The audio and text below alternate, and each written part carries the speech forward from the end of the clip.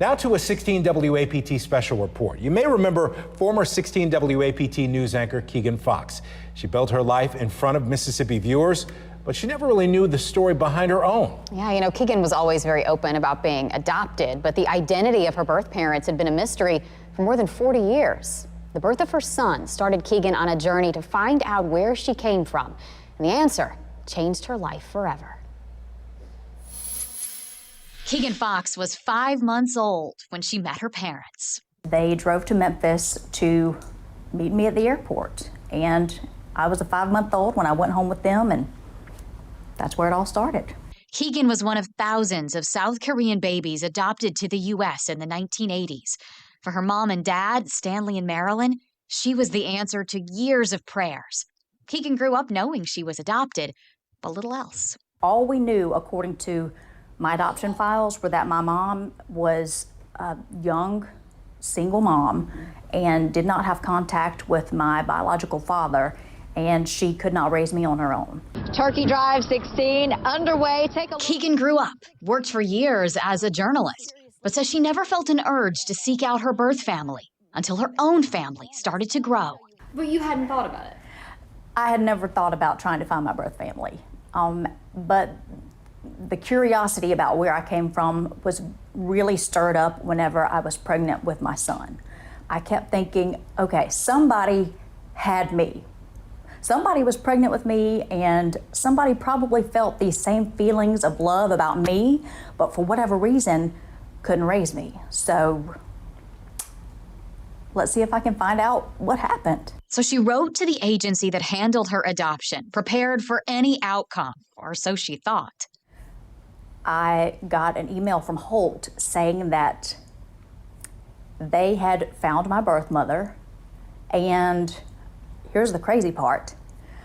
Not only did they find my birth mother, they also found my biological father. They're married, and I have 2 older sisters, 2 full biological blood sisters. It was just beyond anything that I could have imagined. The story in Keegan's adoption file about an unwed mother and an unknown father was fabricated, commonplace at the time.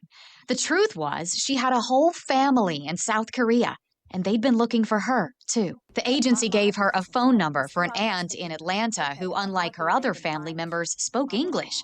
Soon, they were on the phone. What was that like to hear from her?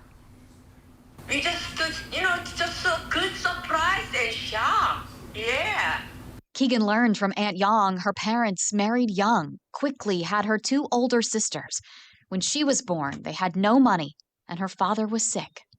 Because her parents were very young and immature and, bad situation that time, yeah. Yong says Keegan's birth parents had to give her up, but they wondered about her every day. Yong connected Keegan with her mom, dad, and sisters for their very first early morning FaceTime. It was overwhelming, and all we could do was just smile and wave because, we don't speak each other's language, but I knew they were happy, and they knew that I was happy. It was wonderful. In April, Keegan, her husband, and their 1-year-old Ryder flew to Seoul to reunite with her birth family. All standing there waving, so I immediately knew it was them. But you could see my mom just in tears, just so happy and sad and remorseful and excited. Probably every emotion you can think of wrapped into one. You can notice in the video, I'm not crying, because for me, it was a very happy moment. But I also understand for my mom and dad, especially, it was happy, but it was also sad, because they didn't get to raise me. They had to give me up, and they didn't know what happened to me. Keegan and her family spent 17 days together, making up for more than 40 years of lost time. It was just amazing to look at all of my biological relatives and to see myself in them, because I've never had that before.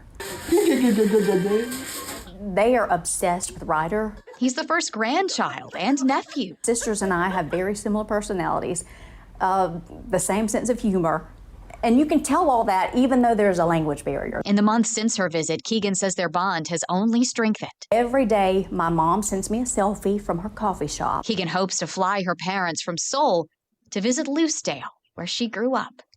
Her only wish is that her mom and dad, Stanley and Marilyn, could be here to see it. Keegan's mom died when she was 4, and her dad passed away when she was 17, both from cancer. They would have loved it. They would have loved it. My mom and dad's brothers and sisters on both sides have told me, you know, they would love this. They would be very happy for you. Keegan's son Ryder watches the Korean version of his favorite cartoon, CoComelon, every day now, and her family speaks to him in Korean on video calls. Keegan hopes Ryder will soon learn enough of the language to one day be able to help their whole big family communicate. Her advice to other adoptees curious about their biological families is take that first step. Answers could be out there, and they may be closer than you think.